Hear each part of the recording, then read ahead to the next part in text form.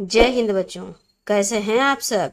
आशा करती हूँ सब खूब स्वस्थ होंगे, मस्त होंगे और अपने अपने पढ़ाई में सब लोग व्यस्त होंगे। तो आइए बच्चों, आज हम उपन्यास, ये जो गद्य साहित्य का इतिहास की जो श्रृंखला चल रही है बच्चों, इसमें हम उपन्यास के जो लेखक और उनकी रचना है उनके बारे में हम आगे बढ़ते हैं। देखिए, इससे पहले हमने कहानी विधा को पढ़ लिया है। ये जो गद्य साहित्य में विभिन्न प्रकार की जो विधाएं हैं बच्चों, उसको हमने थ्योरी में समझ लिया है। अब उनसे संबंधित जो लेखक हैं और उनकी रचनाएं हैं उनको देखेंगे। तो बच्चों, निरंतर इसको समझते रहिए, ये फ्यूचर में बहुत काम आने वाला है। आपके एग्जाम की दृष्टि से काफी महत्वपूर्ण है। इसमें 4 से 4 + 4 या 8 या 10 अंक का ये आपका प्रश्न होगा बच्चों। तो इसको आप अवश्य पढ़ें। और देखिए बच्चों, हम आगे बढ़ने से पहले छोटा सा रिक्वेस्ट। जी हाँ बच्चों, आप जानते हैं क्या है रिक्वेस्ट, कि चैनल को आप सब्सक्राइब कर लें और वीडियो को अपने फ्रेंड सर्कल में शेयर करने का प्रयास अवश्य करें। तो आइए बच्चों, हम आपको इस चैनल के माध्यम से कक्षा 9, 10, 11 और 12 के जो पाठ्यक्रम में हिंदी विषय का जो पाठ्यक्रम है उसमें जो भी समाविष्ट है, आपका गद्य साहित्य हो गया, पद्य साहित्य हो गया, आपका व्याकरण हो गया, संस्कृत हो गया, ये सारी चीजें हम डे बाय डे करके इस चैनल के माध्यम से प्रोवाइड करवा रहे हैं। तो आप लोग निरंतर अपने बड़े भाई बहनों से, जो भी आपके जानकार हों, आप जानते हो, पढ़ते हो, उनको आप शेयर अवश्य करें। तो आइए बच्चों, अब हम प्रारंभ करते हैं उपन्यास से। परीक्षा गुरु। देखिए बच्चों, ये मोस्ट इंपॉर्टेंट, चूंकि ये पहला है, ये जान रहे हैं, जो कि पहला जो चीज है उसको अवश्य याद करके रखिए। जैसे एकांकी आपका एक घूट है जयशंकर प्रसाद का, उसी प्रकार से ये उपन्यास है आपका।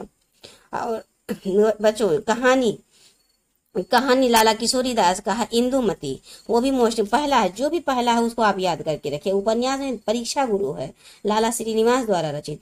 और चंद्रकांता, चंद्रकांता संतति भूतनाथ, ये सब देवकी नंदन खत्री का है। और प्रेमचंद का उपन्यास भी मोस्ट इंपॉर्टेंट है बच्चों, सेवा सदन निर्मला और गोदान और ये कर्मभूमि और रंगभूमि, ये सब उपन्यास है।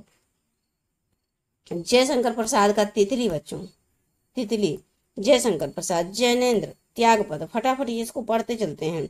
हजारी प्रसाद द्विवेदी, बाण भट्ट की आत्मकथा, पुनर्नवा, अनाम दास का पोथा और चारुचंद्र लेख, इन्होंने कितने उपन्यास लिखे हैं।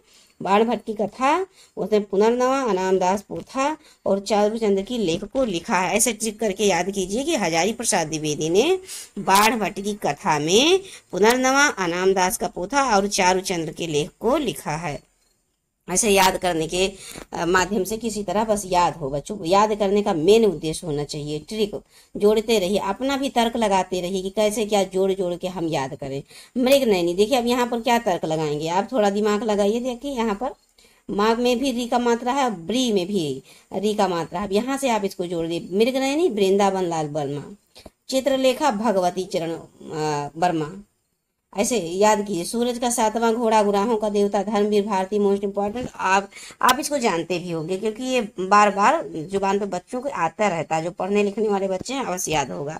पतितों का देश, राम वृक्ष बेनीपुरी कहते हैं कि जो पतितों का देश होता है उसमें कांटे वाले वृक्ष होते हैं। शेखर एक जीवनी, मोस्ट इंपॉर्टेंट है मेरे बच्चों। ये अज्ञेय का है, अज्ञेय अर्थात हीरानंद वात्स्यायन अज्ञेय है ना, सच्चिदानंद हीरानंद वात्स्यायन अज्ञेय। ये उपेंद्र नाथ अस्क कहते हैं कि दीवारें क्या है, गिरती हैं, अर्थात गिरती दीवारें उपेंद्र नाथ अस्क की है। न हो सब, ये इंपॉर्टेंट है बच्चों। नाटक में आप आ जाइए। पहला नाटक गोपाल चंद्र गिरधर दास का, ये भारतेंदु हरिश्चंद्र के पिताश्री हैं, याद रखिएगा, मोस्ट इंपॉर्टेंट। पहला जो भी है आपका उसको देखिए। अब नाटक में नहुस आ गया, उपन्यास में परीक्षा गुरु आ गया था, आप देखते हैं एकांकी में एक घूट आ गया, और कहानी में इंदुमती पहला है जो लाला किशोरी दास द्वारा रचित। इस तरह से आप ऐसे बार बार रिवाइज करते रहिए, याद करते रहिए और पहला जो भी है दिमाग में घुमाते रहिए। अंधेर नगरी सत्य हरिश्चंद्र, ये भारतेंदु हरिश्चंद्र ने लिखा है नाटक। और फिर उसके बाद में कलि कौतुक, भारत दुर्दशा और हट्ठी हम्मीर, ये प्रताप नारायण मिश्र ने लिखा। बच्चों, ये जो भारत दुर्दशा है ना, इसको भारतेंदु हरिश्चंद्र ने भी लिखा, पहले इन्होंने ही लिखा है। क्योंकि यहाँ पर नहीं लिखा है लेकिन इन्होंने भी लिखा है। किसने? भारतेंदु हरिश्चंद्र ने। ये नाटक है, दोनों लोगों ने, प्रताप नारायण मिश्र ने भी लिखा है और भारतेंदु हरिश्चंद्र ने लिखा है। ये बच्चों क्या है, ये भारतेंदु युग के सब लेखक, भारतेंदु युग मंडल के सब लेखक हैं। भारतेंदु हरिश्चंद्र, बाल गणेश भट्ट, अंबिका प्रसाद, ये सब भारतेंदु युग के लेखक हैं। अब देखिए बच्चों, छद्म योगिनी, यहाँ पर देखिए कुछ छिपा हुआ है।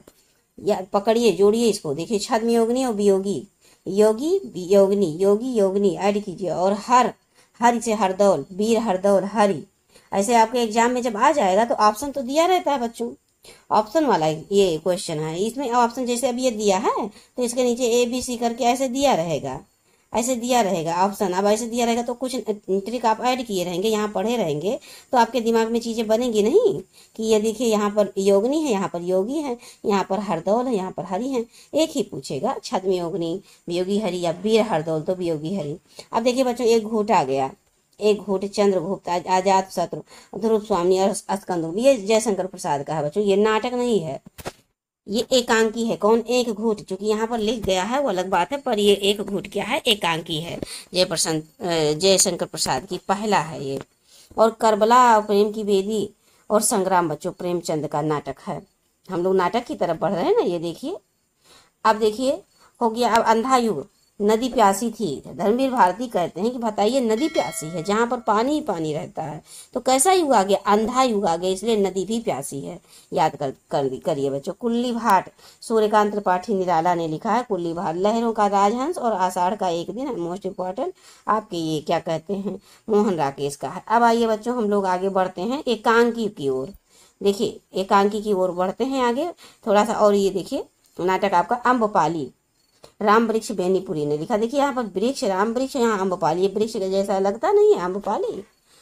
इसी तरह से याद कीजिएगा। एकांकी पे चलते हैं बच्चों। ये देखिए कुछ फीचर, कुछ ये देखिए एकांकी है, ऐसे थोड़ा सा छोटा कर देते हैं। देखिए कुछ फीचर कुछ एकांकी, कुछ फीचर और कुछ एकांकी भगवत शरण उपाध्याय का है। अब देखिए बच्चों, पृथ्वीराज की आंखें और दीपदान, ये डॉक्टर राम कुमार शर्मा का है।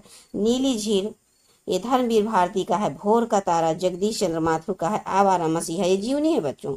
अब हम लोग जीवनी की तरफ आगे बढ़े हैं। देखिए एकांकी हमने पढ़ लिया। कुछ फीचर, पहला एकांकी क्या है? एक घूट है।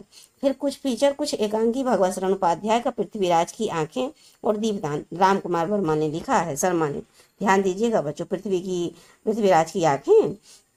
और ये एकांकी का पहला संग्रह है बच्चों, ये इंपॉर्टेंट है, ध्यान देने वाली बात है कि ये जो पृथ्वीराज की आंखें हैं, वैसे तो पहला एकांकी क्या है? एक घूट है। लेकिन जो राम कुमार शर्मा ने लिखा है क्या? संग्रह, एकांकी संग्रह। एकांकी संग्रह मतलब समझ रहे हैं बच्चों कि उसमें पृथ्वीराज की आंखों नाम से, शीर्षक नाम से, मतलब ये शीर्षक देकर इन्होंने बहुत सारे एकांकी को इकट्ठा एक में किया है। पृथ्वीराज की आंखों में राम कुमार शर्मा ने इसकी शुरुआत की है। और नीली झील बच्चों धर्मवीर भारती के। भोर का तारा जगदीश माथुर ने लिखा है, भोर का तारा। अब देखिए बच्चों, अब जीवनी की ओर हम लोग आगे बढ़ते। जीवनी को भी हमने थ्योरी में समझा दिया बहुत अच्छे से। देखिए जीवनी आवारा मसीहा किसने लिखा है? तो विष्णु प्रभाकर ने लिखा है। लेकिन किसके बारे में है? तो बच्चों ये शरत चंद्र चट्टोपाध्याय, शरत चंद्र चट्टोपाध्याय की जीवनी है। लिखा किसने? विष्णु प्रभाकर ने। किस नाम से? तो आवारा मसीहा नाम से। अब देखिए बच्चों, ये आता है आपका कलम का सिपाही, अमृत राय ने लिखा। ये अमृत राय बच्चों प्रेमचंद के पुत्र हैं, क्योंकि ये अपने पिता को क्या सिपाही की तरह ताकतवर समझते थे, इसलिए इन्होंने क्या लिखा? कलम का सिपाही लिखा। और एक प्रेमचंद की ही जीवनी है, कलम का मजदूर। कलम का मजदूर, एक मदन करके, मदन मजदूर को मदन ने लिखा है। ऐसे जोड़िए, वहां पर मदन में भी माँ है, मजदूर में भी माँ है, तो ऐसे आप जोड़ दीजिएगा। अगर आगे की कलम का मजदूर किसने लिखा है, तब आप मदन को लीजिएगा। और कलम का सिपाही तो अमृत राय ने, क्योंकि ये इनके पिता हैं प्रेमचंद, और ये अपने पिता को सिपाही की तरह ताकतवर समझते थे, बुद्धिमान सब। बस ऐसे गुरु नानक देव, हजारी प्रसाद द्विवेदी ने लिखा है, जीवनी लिखा है, गुरु नानक देव के बारे में लिखा है बच्चों। अब जयप्रकाश भारती ने क्या क्या लिखा किसके बारे में? तो लोकमान तिलक, विज्ञान की विभूतियां, हमारे गौरव के प्रतीक, इतने जीवनी इन्होंने लिखे हैं। अब देखिए बच्चों, मोस्ट इम्पॉर्टेंट, मेरी असफलताएं, बाबू गुलाब राय। ये आत्मकथा है बच्चों। जीवनी आत्मकथा में अंतर आपको हमने पढ़ाया है, अच्छे से आपने थ्योरी में समझा दिए हैं। देखिएगा जाके पिछले क्लासेस को, हम वो आपको जो वो प्लेलिस्ट तैयार किए ना बच्चों, इस वीडियो में आपको हम लिंक प्रोवाइड करा देंगे, आप उसको अवश्य देखिएगा। क्योंकि जब थ्योरी देखेंगे ना, तो अब ये देखिए, अब थ्योरी आपने पढ़ लिया, अब उनसे संबंधित रचना है, रचनाकार है, उसके बाद अब इसे आगे पढ़ेंगे क्वेश्चन आंसर। तो वो स्टेप बाय स्टेप जब आप आगे बढ़ते जाएंगे तो एक एक कॉन्सेप्ट आपका क्लियर होगा। लेकिन इसके लिए बच्चों आपको पढ़ना तो अवश्य पड़ेगा, पढ़ाई को तो समय देना ही पड़ेगा। अब देखिए बच्चों, मेरी असफलताएं आत्मकथा बाबू गुलाब राय का है। अब ये मोस्ट इंपॉर्टेंट देखिए, नीड़ का निर्माण फिर क्या भूलूं क्या याद करूं, बसेरे से दूर, 10 द्वार से सोपान तक, ये हरिवंश राय बच्चन का क्या है बच्चों, ये क्या नाम है, आत्मकथा है। अब देखिए, आत्मकथा नाम से राजेंद्र प्रसाद ने आत्मकथा लिखा है, मतलब उन्होंने आत्मकथा लिखा, राजेंद्र प्रसाद ने आत्मकथा ही नाम दिया। अपनी खबर बेचन पांडे बेचन शर्मा उग्र का है। अब देखिए बच्चों, अब रेखा चित्र पे चलते हैं। महादेवी वर्मा का नाम पहले आ जाता है, रेखा चित्र की बात होती है तो अतीत के चलचित्र। और मेरा परिवार में गिल्लू नामक कहानी है ना बच्चों, 9th क्लास में, आप याद कीजिएगा, महादेवी वर्मा का है। अब देखिए, माटी की मूर्ति, राम वृक्ष बेनीपुरी। वृक्ष कहाँ लगता है, माटी में, तो लगता है। जोड़िए इसे, किसी तरह से लिंक जोड़िए, याद होना चाहिए हमेशा के लिए। अब देखिए, स्तन स्मरण पे आगे बढ़ते हैं। अस्मित की रेखाएं महादेवी वर्मा का है, पथ के साथी, और अस्मित की रेखाएं, ये बच्चों संस्मरण है। थ्योरी में हमने इसको भी समझा दिया है, देखिएगा। अब देखिए, सन 42 के संस्मरण श्री राम शर्मा ने लिखा है, सन 42 के संस्मरण। लोक माता काका कालेकर क्या लिखे, लोक माता। बापू के आश्रम में पुण्य संस्मरण हुए, किसको, हरिभाऊ उपाध्याय को। जब हरिभाऊ उपाध्याय कहाँ बापू के आश्रम में गए, तब उनको अपने पुण्य का स्मरण हो गया, संस्मरण हो गया। बापू के आश्रम में गए, बापू को याद किया, तो उनको अपने भी पुण्य का स्मरण हो गया। अब देखिए बच्चों, राम वृक्ष बेनीपुरी, जंजीरें और दीवारें, ये लिखे हैं। देखिए बच्चों, देखिए ये क्या है, संस्मरण है, ध्यान दीजिएगा। जंजीरें और दीवारें, संस्मरण माने स्मरण करना। ये देखिए, राम वृक्ष बेनीपुरी का है। अब देखिए बच्चों, यात्रा वृत्त पे हम लोग चलते हैं। यात्रा वृत्त को भी हमने खूब अच्छे से समझाया है कि क्या चीज है। देखिएगा बच्चों, प्लेलिस्ट में हम ये सारा इकट्ठा है, सारा वीडियो शुरू से आखिरी तक, स्टेप बाय स्टेप हर एक वीडियो को आप देख लीजिएगा, तब आपको चीजें एकदम समझ में आएंगी। उस पार के पड़ोसी, हिमालय प्रवास, काका कालेकर के हैं। काका कालेकर ने क्या लिखा, 2 यात्रा वृत्त लिखा। एक तो लिखा उस पार के पड़ोसी, और दूसरा हिमालय का प्रवास। अब देखिए बच्चों, भगवत शरण उपाध्याय, कलकत्ता के से पीकिंग और सागर की लहरों पर, पैरों में पंख बांधकर, ये राम वृक्ष बेनीपुरी। ये क्वेश्चन पूछ लेता है बच्चों कि पैरों में पंख बांधकर कौन सी विधा है, तो बताएंगे आप क्या, कि ये यात्रा वृत्त है, किसका है, राम वृक्ष बेनीपुरी का है। अब देखिए बच्चों, मेरी यूरोप यात्रा, हमने आपको याद करिए बच्चों, हमने आपको पढ़ाया होगा कि राजेंद्र प्रसाद ने लिखा है क्या, साहित्य। राजेंद्र प्रसाद जब मेरी यूरोप की यात्रा में जाते हैं, मतलब यूरोप की यात्रा में जाते हैं, तो वहां क्या कहते हैं कि साहित्य क्या है, हमारे गांधी की देन है। इन्होंने 2 रचना और की है, एक तो साहित्य और एक गांधी की देन। तो हमने लिंक से जोड़ा है कि यूरोप गए थे, यूरोप यात्रा पे गए थे कौन, राजेंद्र प्रसाद यादव ने, तो वहां पर कहा कि साहित्य हमारा गांधी की देन है। अब ऐसे आपको 3 याद हो गया, एक तो यात्रा वृत्त हो गया, एक कहा वो क्या कहते हैं रचना, अन्य रचना जो 2 है, एक तो साहित्य, एक गांधी की देन। इसको याद कीजिएगा बच्चों। रेती के फूल, रामधारी सिंह दिनकर। देखिए, रा पकड़िए पकड़िए तुरंत, राम, ऐसे तुरंत फटाफट याद कीजिए, समय कम समय में ये बहुत काम करता है। देखिए यहाँ पर भी रा है, और सबसे पहले तो शुरुआत में ही रहा है, दोनों में, रेती के फूल, रामधारी सिंह दिनकर। अब देखिए बच्चों, अथाह सागर, अनंत आकाश, जयप्रकाश भारती। याद कीजिए, जयप्रकाश भारती, हम लोग किसका, हमारा जो भारती है कैसा है, अथाह सागर, अथाह अनंत आकाश तक हम इसका जय जयकार होता रहता है, हमारे भारतीय अर्थात हमारे भारत का। अब देखिए बच्चों, गुलाब राय, अध्ययन और आस्वाद, ये आलोचना है बच्चों, हिंदी काव्य विमर्श, बाबू गुलाब राय का है। फोर्ट विलियम कॉलेज, हिंदी साहित्य का इतिहास। ये देखिए बच्चों, लक्ष्मी सागर वार्षणे, ध्यान दीजिएगा बच्चों, लक्ष्मी सागर वार्षणे, फोर्ट विलियम कॉलेज और हिंदी साहित्य का इतिहास। अब देखिए, नेक्स्ट पे हम चलते हैं। ये इतिहास के पन्नों पर भगवत शरण उपाध्याय ने क्या लिखा, इतिहास के पन्नों पर लिखा। अब कबीर, हजारी प्रसाद द्विवेदी ने लिखा है, आलोचना है बच्चों ये। नाथ संप्रदाय, हिंदी साहित्य की भूमिका, यहाँ इन्होंने लिखा। हिंदी साहित्य तो बहुत लोगों ने लिखा, लेकिन कुछ में थोड़ा ऐसे अलग अलग है। जैसे अब इनका भूमिका हो गया, इनका देखिए, हिंदी साहित्य का इतिहास, लक्ष्मी सागर वार्षणे का है। और अब आगे चलते हैं बच्चों, ये देखिए, विनय मोहन शर्मा, कवि प्रसाद का आंसू व अन्य कृतियां, विनय मोहन शर्मा ने लिखा है। त्रिवेणी रस मीमांसा, रामचंद्र शुक्ल ने लिखा है। रामचंद्र शुक्ल जाते नहीं हैं, जब 14 वर्ष का वनवास होता तो त्रिवेणी को पार करके, याद कीजिए इसे थोड़ा सा जोड़ के। अब देखिए, निराला की साहित्य साधना डॉक्टर रामविलास शर्मा। रूपक रहस्य साहित्य लोचन श्याम सुंदर दास। साहित्य लोचन श्याम सुंदर दास। सासे साहित्य सासे श्याम सुंदर दास। विश्व साहित्य पद्मलाल पुन्नालाल बख्शी। विश्व साहित्य पद्मलाल पुन्नालाल बख्शी। देखिए बच्चों, हम लोग आगे बढ़ रहे हैं फटाफट, डायरी की ओर बढ़ रहे हैं। सेवाग्राम की डायरी श्री राम शर्मा ने लिखा है। सासे श्री सासे सेवाराम। सासे श्री सासे सेवाराम। कॉलेज मेरी कॉलेज डायरी धीरेन्द्र वर्मा। मोहन राकेश की डायरी मोहन राकेश ने लिखा। गद्य इस काव्य में देखिए, साधना संग्रह राय कृष्णदास ने। तरंगणी संग्रह वियोगी हरि ने लिखा। भेंट वार्ता में देखिए बच्चों, लक्ष्मी चंद जैन ने लिखा है।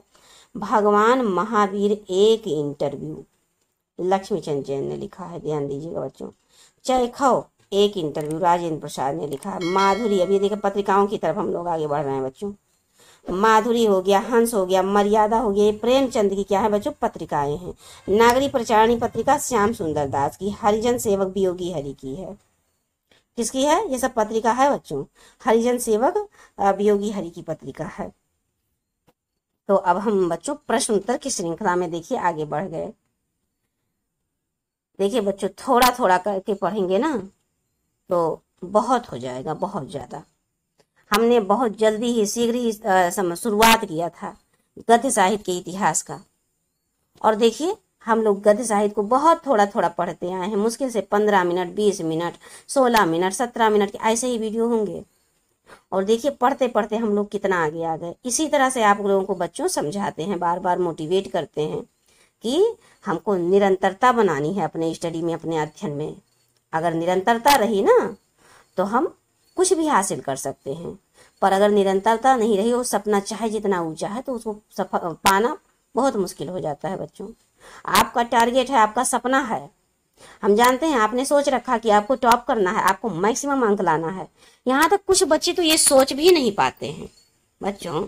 ये इंपॉर्टेंट बात आपको बता रहे हैं, आप सुन लीजिए कि कुछ बच्चे तो ये बात सोच भी नहीं पाते कि हमको टॉप करना है। क्यों? क्योंकि वो डरते हैं, कहते हैं, उनको लगता है कि बहुत सारे बच्चे उनसे बहुत तेज हैं। क्यों तेज क्यों है? ये नहीं क्वेश्चन आया दिमाग में, ये भी आना चाहिए, क्योंकि वो निरंतर पढ़ते रहे होंगे इसलिए तेज हैं। आप भी तेज हो सकते हैं, आप तो उनसे अच्छा भी नंबर ला सकते हैं। क्यों? क्योंकि आपने शुरुआत कर दिया, आपने ठान लिया कि अब हमको भी निरंतर पढ़ना है। बस ये ठान लीजिए बच्चों, ठान लेंगे तो जीत है, मान लेंगे तो हार है। और आपको ठानना है, आप ठान के चलिए आगे। तो हम देखिए बच्चों, अब हमने सारे गद्य साहित्य के इतिहास को अच्छे से कंप्लीट कर लिया। अब हम प्रश्न उत्तर की श्रृंखला में आगे बढ़ेंगे और आपको मिलते हैं अब नेक्स्ट क्लास में। जाते जाते बच्चों छोटी सी रिक्वेस्ट, जी हाँ बच्चों, आप जानते हैं क्या है रिक्वेस्ट, आप चैनल को सब्सक्राइब करें और अन्य बच्चों में वीडियो को शेयर करें और वीडियो को लाइक भी करें बच्चों। और अपनी समस्याएं, कोई चीज़ दिक्कत हो तो उसको कमेंट के माध्यम से अवश्य पूछें। तो बच्चों अब हम इस वीडियो को समाप्त करते हैं और कल से नेक्स्ट क्लास से आपको प्रश्न उत्तर की श्रृंखला में आगे बढ़ते हैं। अब देखिएगा कॉन्सेप्ट आपका और क्लियर होगा। जितने बच्चों ने थ्योरी नहीं दिखा, जो हमारे नए नए बच्चे जुड़े हुए हैं, थ्योरी को नहीं आपने देखा है, तो बच्चों आप फास्ट मोड करके ही आप फटाफट मैक्सिमम थ्योरी को समझ लीजिए, ताकि हमारा जो प्रश्न उत्तर की जो श्रृंखला प्रारंभ हो रही है इसको समझने में आपको आसानी हो। चलिए बच्चों तो मिलते हैं आपको नेक्स्ट क्लास में। जय हिंद।